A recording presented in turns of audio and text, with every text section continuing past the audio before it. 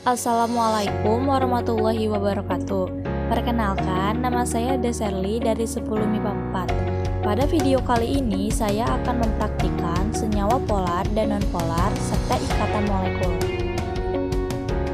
Ada dua kegiatan yang akan saya praktikkan sekaligus. Untuk kegiatan praktikum pertama bertujuan untuk menentukan senyawa polar dan juga senyawa nonpolar. Dan untuk kegiatan praktikum kedua, saya akan mengamati seekor ikan juga menjawab beberapa pertanyaan yang sudah disediakan. Sebelum kita melihat kegiatan pertama, apakah kalian tahu senyawa polar dan nonpolar itu apa? Senyawa polar adalah senyawa yang terbentuk akibat adanya suatu ikatan antar elektron pada unsur-unsurnya. Hal ini terjadi karena unsur yang berikatan tersebut mempunyai nilai keelektronegativitas yang berbeda.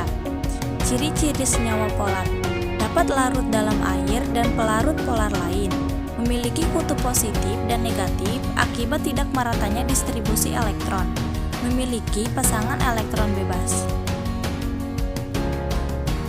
Senyawa nonpolar adalah senyawa yang terbentuk akibat adanya suatu ikatan antar elektron pada unsur-unsur yang membentuknya.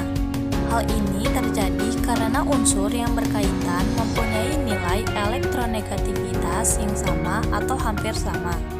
Ciri-ciri nonpolar: tidak larut dalam air dan pelarut polar lain, tidak memiliki kutub positif dan negatif akibat meratanya distribusi elektron, tidak memiliki pasangan elektron bebas. Pertama-tama, kita siapkan alat dan bahan yang akan digunakan. Alatnya yaitu 4 buah gelas dan pengaduk. Bahan-bahannya yaitu air, garam,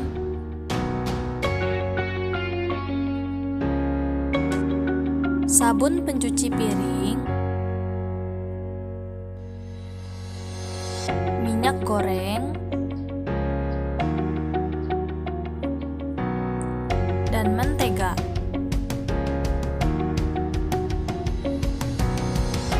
Langkah kerjanya yaitu yang pertama, tuang air ke masing-masing gelas secukupnya.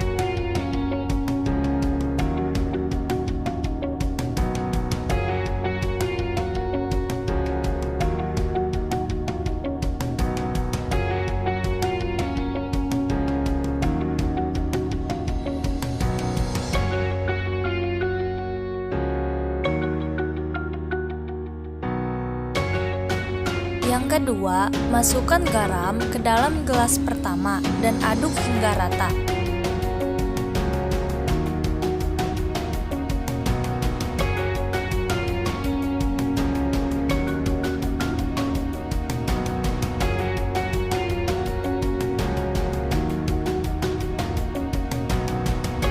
Yang ketiga, masukkan sabun pencuci piring ke dalam gelas kedua.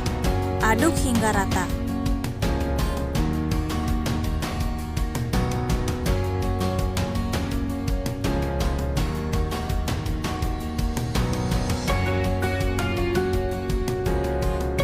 Yang keempat, masukkan minyak goreng ke dalam gelas ketiga. Aduk hingga rata.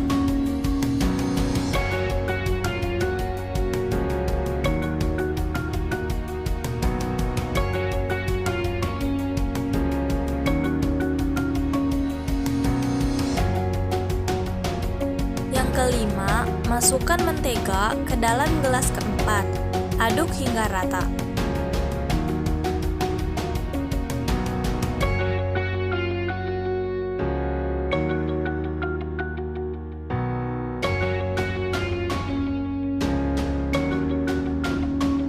Berdasarkan praktikum, gelas pertama yang berisi air dan garam dapat terlarut dalam air. Gelas kedua yang berisi air dan sabun pencuci piring dapat terlarut dalam air. Gelas ketiga yang berisi air dan minyak goreng tidak dapat terlarut dalam air. Gelas keempat yang berisi air dan mentega tidak dapat terlarut dalam air. Jadi kesimpulannya yaitu air dan garam bersifat polar. Air dan sabun pencuci piring bersifat polar. Air dan minyak goreng bersifat nonpolar. Air dan mentega bersifat nonpolar. Ini adalah seekor ikan yang sudah saya amati selama 3 hari.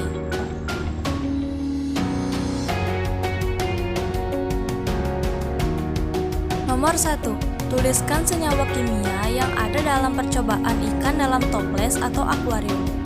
Jawabannya yaitu H2O yaitu air, O2 yaitu oksigen. Mengapa ikan dapat hidup di dalam air?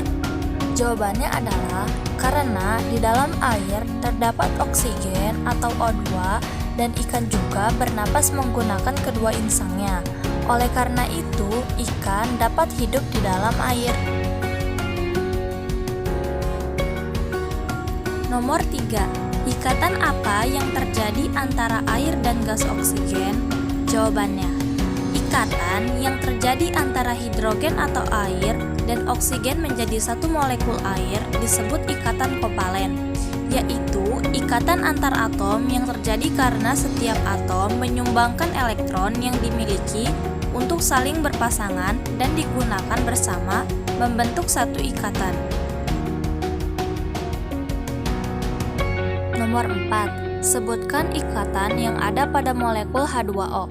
Jawabannya, ikatan yang ada pada molekul H2O adalah hidrogen yang merupakan ikatan kovalen. Molekul H2O yang lebih dikenal sebagai air sangat besar dan mendasar manfaatnya dalam kehidupan ini. Nomor 5. Sebutkan ikatan yang terdapat pada molekul O2. Jawabannya adalah ikatan yang terdapat pada molekul unsur oksigen ialah ikatan rangkap 2. Untuk mencapai kestabilan gas mulia, atom oksigen butuh 2 elektron dari atom lain, sehingga atom oksigen akan berikatan dengan atom oksigen lain dengan saling berbagi 2 elektron, sehingga membentuk ikatan rangkap 2.